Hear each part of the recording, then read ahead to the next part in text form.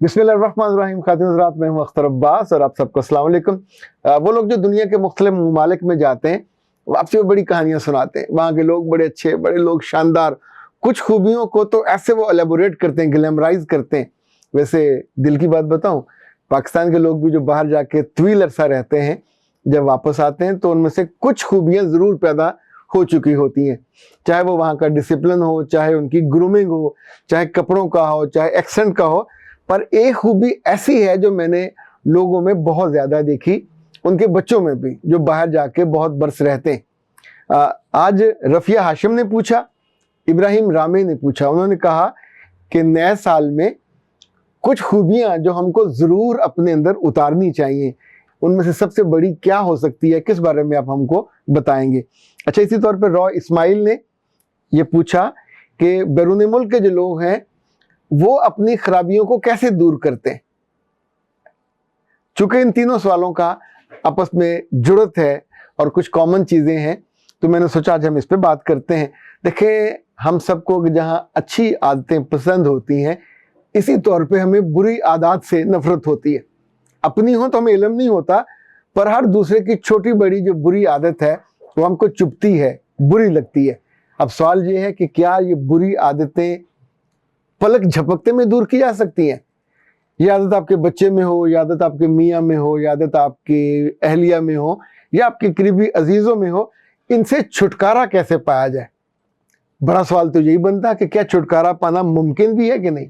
Of course मुमकिन है, लेकिन इससे पहले कि हम छुटकारा पाने के तरीकों पे बात करें, पहले ये क्यों ना देख लें कि आखिर ये जो बुराई है, और ख़ास तौर पे ये जिसका आज हम जिक्र करने लगे, जो इन बुरी आदतों की माँ है, जो सबसे बड़ी है।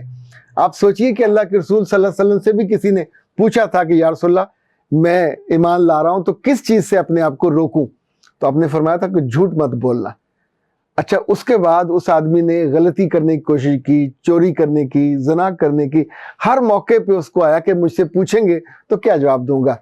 इस बात का तो उसने वादा कर लिया था कि जी मैं झूठ नहीं बोलूंगा। तो इसका मतलब ये हुआ कि झूठ इन सारी बीमारियों की माँ है, जो बहुत सारे अमराज की नब्बाल या माहिर तशखीस करते हैं। तो अल्लाह के रसूल ने वो तशखीस की उसकी। अगर देखें, बहुत सारे आसपास लोग झूठ क्यों बोलते हैं? लोग अपनी दौलत को बचाने के लिए झूठ बोलते हैं, लोग अपनी दौलत को बढ़ाने के लिए झूठ बोलते हैं, लोग अपनी शोहरत को बनाने के लिए, शोहरत बचाने के लिए, इज्जत बनाने के लिए, इज्जत बचाने के लिए, अपनी नेक नामी बढ़ाने के लिए या उसको बचाने के लिए। इनफैक्ट जितनी चीज़ें आप ये देखते जाएंगे, इनफैक्ट अंदर कहीं दौलत हो, इज्जत हो, शोहरत हो, इख्तियार हो, नेक नामी हो, शराफत हो, गलतियां हो, इन सब के मामले में जब लोगों को लगता है कि इसके हाथ से निकलने के बाद मेरी शोहरत खराब हो जाएगी, दूसरों की नज़रों में मैं गिर जाऊंगा और उनके दिल से मैं निकल जाऊंगा या निगाहों से गिर जाऊंगा, दोनों सूरतों में वो फिर कोशिश करते हैं कि जो सूरत नहीं होती उसको बयान करते हैं। यही झूठ होता है, यानी जो ना हुआ हो आप उसको बयान करें, और जो हुआ हो उसको आप छुपा जाएं, उसके बदले में कुछ और कहें। ये बात करने वाले को इल्म होता है कि वो झूठ बोल रहा है। बहुत सारे केसेस में सुनने वाले को भी इल्म होता है कि ये झूठ बोल रहा है, पर हम उसको मना नहीं कर पाते। अगर एक दफा झूठ बोला और सामने वाले को इल्म था कि बोला और उसने मना नहीं किया, वो माँ भी थी, वो बाप था या बहन भाई, तो इसका मतलब ये हुआ कि आपने उसको आदी होने का मौका दिया, आपने उसको वो रास्ता दिया कि this is the way, it's a very safe way, come and adopt the way. तुम लोगों को बेवकूफ बना सकते हो। हालांकि वो खुद नहीं बने, उन्हें इल्म था, लेकिन उन्होंने रोका नहीं। तो नतीजा ये होगा कि ये झूठ बोलने वाला समझेगा कि ये तो बहुत आसान रास्ता है, ये तो ऐसा है हल कि जो मैं किसी को भी बेवकूफ बना सकता हूँ। ऐसे लोग आगाज घर से करते हैं, फिर दोस्तों में, फिर स्कूल में, क्लासेस में, फिर एग्जाम में, इवन जब फेल हो रहे होते हैं वो वहां भी झूठ बोलते हैं कि नहीं हम तो पास हो गए, और कई हफ्तों महीनों वो सर्टिफिकेट्स या जो रिजल्ट कार्ड है वो घर से छुपाए रखते थे। पर अब तो खैर बोर्ड से पता चल जाता है, आप ऑनलाइन घर बैठे टाइप करते हो तो हो जाता है। इतनी वैरायटियां हैं झूठ की, पर इन सब की माँ तो यही है کہ وہ آپ کرتے کیوں ہو، کیونکہ جب یہ عادت ہو جاتی ہے تو آپ اس کے عادی بن جاتے ہو۔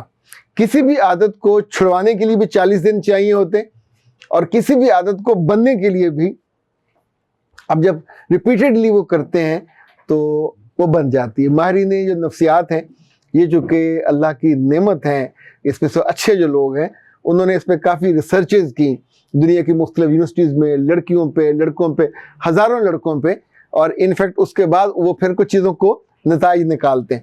لائک میں نے دیکھا کہ اگر اس غلطی پہ اس والے آپ کو احساس ہو جاتا ہے اور آپ کے یہ قابو میں نہیں آتی، تو پھر اس کو دور کرنے کا جو اس وقت رائج ہے طریقہ، سب سے آسان اور سب سے مؤثر، وہ تو ہے NLP، نیورو لنگوسٹک پروگرامنگ، جس میں ہم اس کو تقریباً ہپنوٹائز کر کے اس کے دل سے، اس کے دماغ سے وہ جو تصویروں کی کامیابی اس کے جڑی ہوتی ہے کہ یس اس کی وجہ سے یہ مجھے فائدہ ہوتا ہے، اس کو نکال دیتے ہیں، اور وہ عام طور پہ 1-2 سیشن کے بعد ٹھیک ہو جاتا ہے۔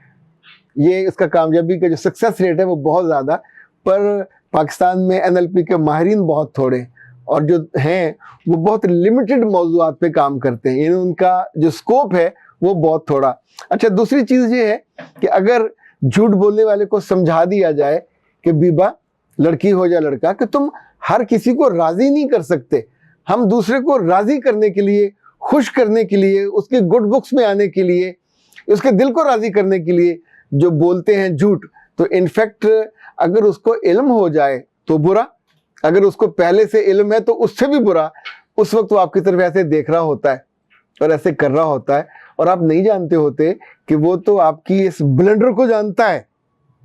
تو وہ سارا گناہ بے لذت کرنے کے بعد آپ کو وہ بھی نہ ملا جس کے لیے کیا، یعنی ایک تو یہ گناہ ہے، پھر اس میں سے لذت کوئی نہ آئی، اور الٹا اس کے سامنے آپ جھوٹے پڑ گئے۔ آپ کو اندازہ، بہت سے دوست ہیں وہ کہیں تاخیر ہو جائے، کہیں لیٹ ہو جائے تو جھوٹ بولتے ہیں، اور جس کے سامنے بولتے ہیں اسے بھی پتا ہوتا ہے، گاڑی میں جا رہے ہوتے ہیں تو جھوٹ بول رہے ہوتے ہیں، فون پہ تو پرانی بات ہوگی نا، اب تو کہ اس سے بہت آگے بات نکل گئی ہے۔ سو اس کو روکنا، اس کو اس مزاج کا حصہ نہ بننے دینا، شخصیت کو ڈس گریس ہونے سے بچانا، یہ آپ کو بہت فائدہ دے گا۔ دوسری بات یہ ہے کہ جھوٹ سے بچنے کا ایک اور بڑا آسان گر ہے، سوچے سمجھے بنا کبھی وعدہ مت کیجئے، کیونکہ جب یہ وعدہ کرتے ہیں پھر پھنس جاتے ہیں، اور ایک حدیث کے الفاظ ہیں کہ لوگ قیامت والے دن اپنے وعدوں پہ پکڑے جائیں گے، تو وعدہ کرنا ہی نہیں چاہیے۔